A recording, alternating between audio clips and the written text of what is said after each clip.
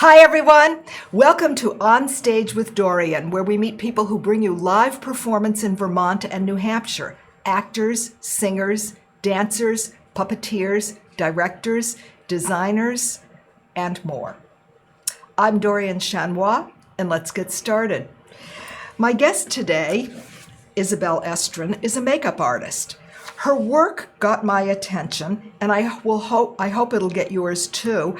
I had never really seen anything like it in theater close up. Let's take a look.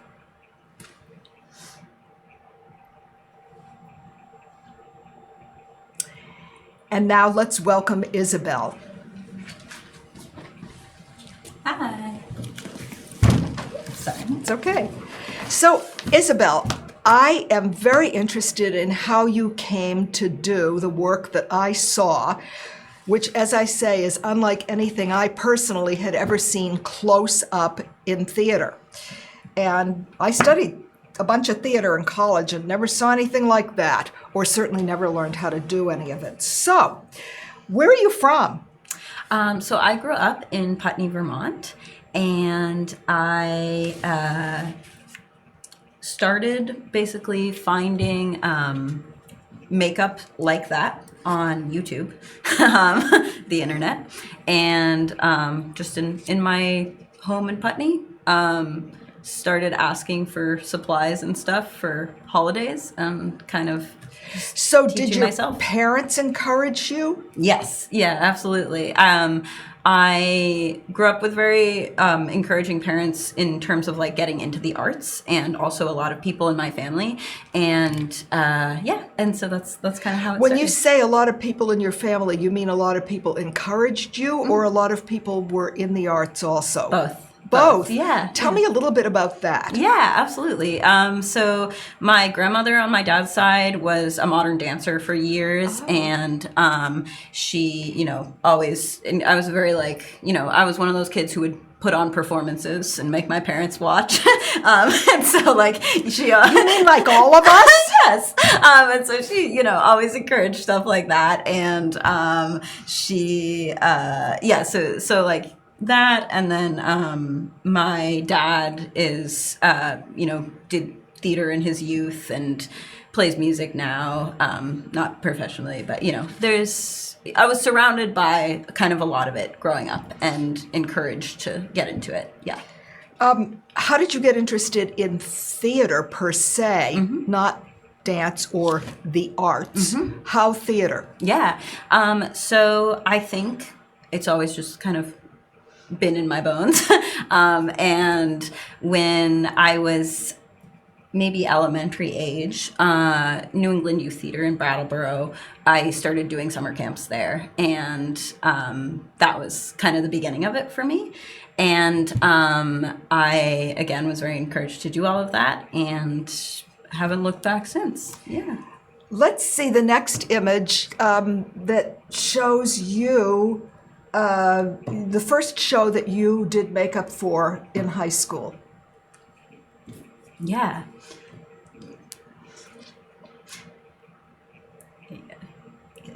There we are. Yeah, so this was also at New England Youth Theater. This was a production of The Wizard of Oz, and it was one of the first shows that I, was asked to actually come and work on as a makeup artist. I was, in high school at the time, and I had so much fun.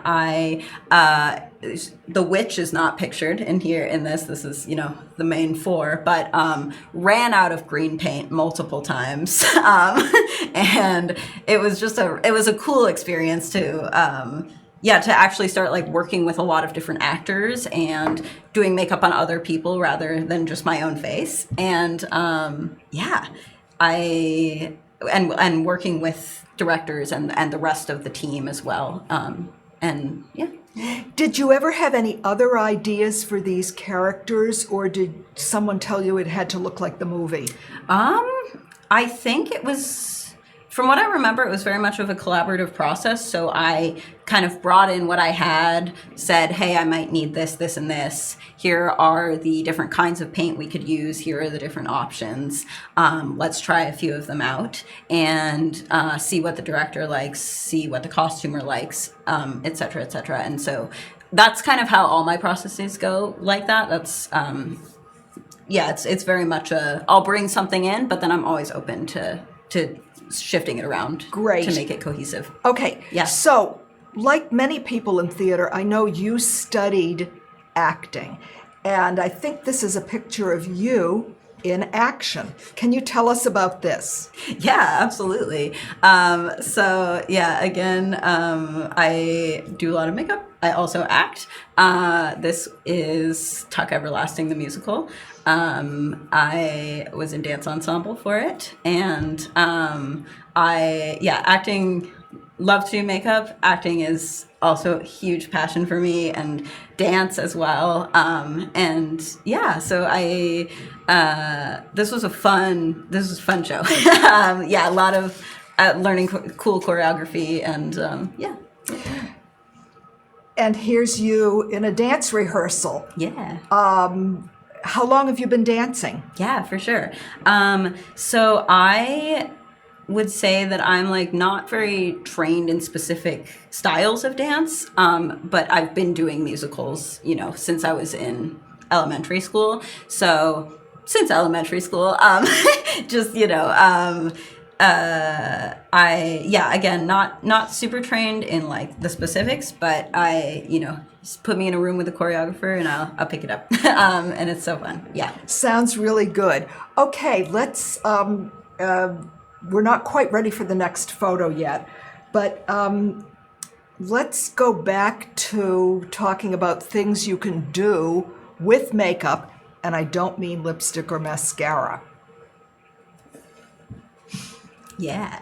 So here's the next image that we could see now. Please.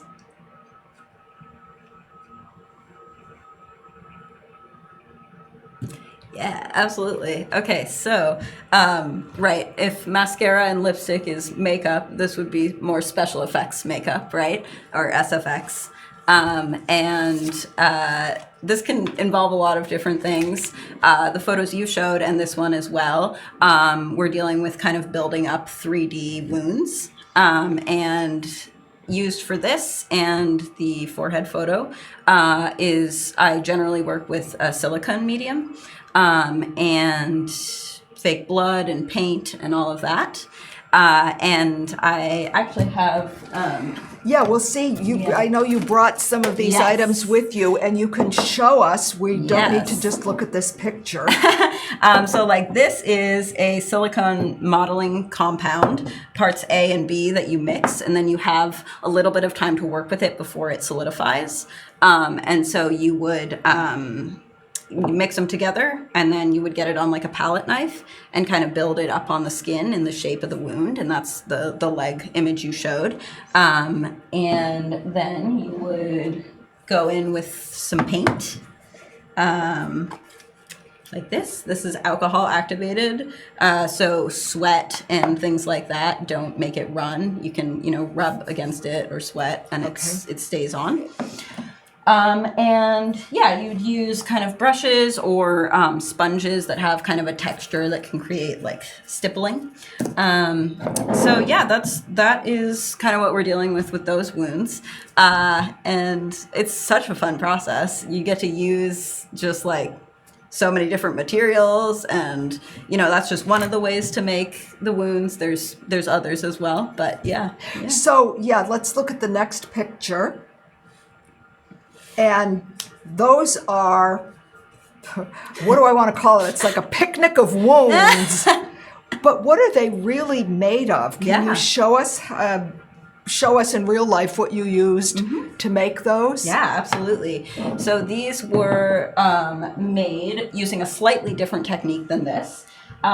These were sculpted with something called monster clay, and it is kind of a harder plastic-based clay that you heat up with like a heat gun, and then you can mold it like regular clay and sculpt it. And you can get like a lot of really good detail with it because of its texture.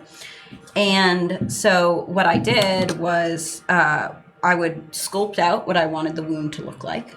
And then I would take casting silicone and pour this negative, to create a negative mold. I would pour on top of the clay to create this. And then on top of this, I would use silicone similar to this. And then this, which is acetone-based encapsulator. Bald caps are made out of this sometimes. It's like a kind of stretchy material that you can get pretty thin. And in the picture you just showed, the kind of see-through bit around the actual wound is made out of this. And it dissolves really well into the skin to create a seamless blend. So that's how those were made, and then they were painted, and then they can be applied pretty quickly. Yep. Okay, so we have some video of you in action, and I'd like to show that now. Yes, absolutely.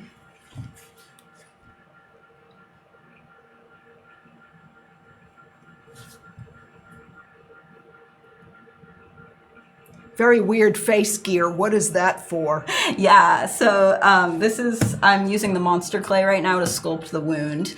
And all of this, the clay and the silicone compounds and the acetone, it's, you know, you're working with chemicals. So I was doing a lot of hours of this, and I wanted to make sure I wasn't breathing in too much of it.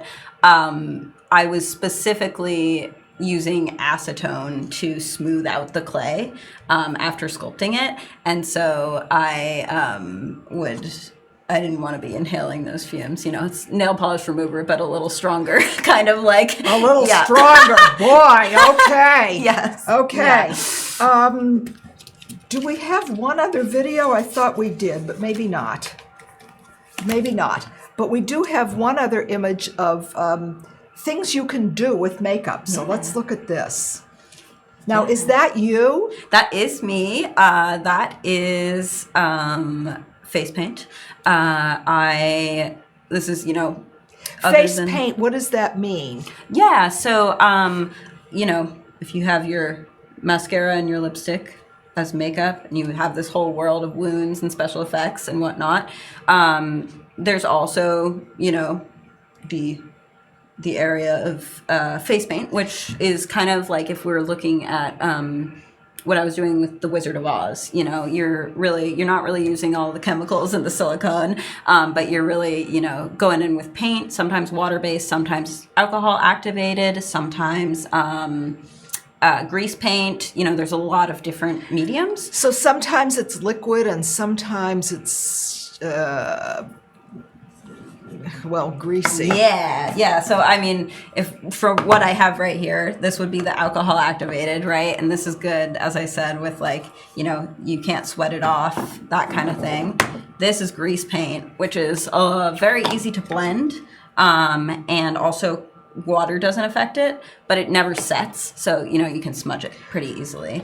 You wouldn't want to do that, would you? Grease paint? Smudge it. No, you wouldn't want to smudge it.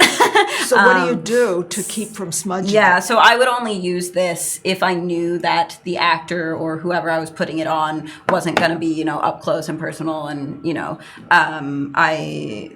this was used in a show for like a black eye. And I knew that it was only going to be on for like one scene, and no one was going to touch the actor's face. So that worked. In the picture of you, let's go back to that if we could. With it looks like you've got a sun on one eye and a moon on the other. How long are you, is this part of a show or you were just playing with things? This was me playing with things. Okay. This is how I learned, So I would be in my room for hours, just kind of at my desk with all my paints. And I would, you know, it would result in things like this. This was me playing. This is water-based paint. Water-based paint is the easiest to work with, I would say. It can be sweat off very easily, or washed off very easily, but it also is like it's easier to work with than alcohol and grease paint, just in terms of getting like sharp lines and shapes. And so, yeah. So that's what you used for the outlines? Yeah, the outlines and the colors as well. Oh, Yep. it's all water-based. All water-based and set with, often what I'll do if I'm doing water-based is I will use eyeshadow powders or pigmented powders to go over and set it. So I would have a blue paint base and then a blue powder over it to And that make kind it of stay sets longer. it. Yes. Okay. Yeah. All right. So if I want to see what this looks like on a real face like mine, what could we do in about 5 minutes? Yeah, so I here with the grease paint have this is called a bruise wheel. A bruise Yes. wheel. Okay. Yes, so like that's the actual product name, right? Stand back, guy who's hitting on me in a bar. I've got a bruise wheel. And so this would have colors you would find in a bruise, right? Reds, greens, blues, yellows, purples, and a stipple sponge, which can create that kind of like broken up texture or burst blood vessels kind of thing. And so if you'd like me to give you a little bruise. Give me a little bruise, but nothing that's going to upset anybody when I go home. Where do you want it? I don't know. What's good, but maybe right here. Maybe there? Yeah, All what right, do you cool. think? Yeah, absolutely. All right. We'll go in. So yeah, I've done this to many an actor. That feels like a big bruise. Who hit me? And we'll put a little bit of kind of the aging bruise color around the outside. So I got hit last weekend. Yeah? Yeah. Is this what we're talking about? Yeah. But it's not really healing yet. It's No, not yet at it's the not green or yellow healing. phase. Okay. Yeah. How am I going to explain this? I was talking to a makeup artist. And then we'll put It wasn't my fault. Yes, it was. You asked her to do it. Okay. a little dark in the center. And now you've got a little bruise. Oh no! So Okay. that's great if you need, black eye, actor just got in a fight on stage. Yeah. Okay. One of the very interesting things in the show where I first saw your work is that it's a sequence of scenes, some of which have wounds, bruises, scars, cuts, missing eyes, and some of which don't. So you had to create these things pretty quickly between scenes, yes? Yes. How much rehearsal did that take? Yeah, so it was definitely a learning process with a lot of trial and error. And the reason why I decided on these molds for that show specifically was so that I could pre-create a lot of them, which is that picture that you saw with, what did you call it? A canvas of molds, a picnic of molds. Picnic of molds. Yeah. So that I had all of those made and pre-painted. I wasn't using something like this where I was like, it took me like 10 minutes to build a wound. That wouldn't have worked, right? So I had all these pre-made, pre-painted. And what we figured out was, okay, I can glue them down to the face, and I can go in with a Q-tip and some acetone, because this is acetone based, so it dissolves with acetone. So I can go in with a Q-tip, dissolve it into the skin. Maybe it takes 3 minutes for the transition. I had people helping as well. So someone was actually on blood duty while I was doing the dissolving of the wound into the skin to make it quicker. And those scene transitions required a lot of rehearsal and a lot of repetition. So I actually had to make a lot more wounds than what was actually needed for the run of the show so that we could have them in rehearsal to work with them. To learn to do it quickly. Yeah. Okay, Izabel, tell us what's next for you. Yeah, absolutely. Well, I am acting in a few things, and I am I don't have any makeup projects on the horizon right now, but How do you market yourself as a makeup person, or maybe you don't? Yeah. For the show that I saw, Yeah. where you did these amazing wounds and bruises and trained a whole team to help you get it done quickly, how did the theater find you? Yeah, for sure. So I have a fair amount of my makeup on social media, Instagram and TikTok. And so that is a place where I put things. I'll sometimes do little tutorials on TikTok and whatnot.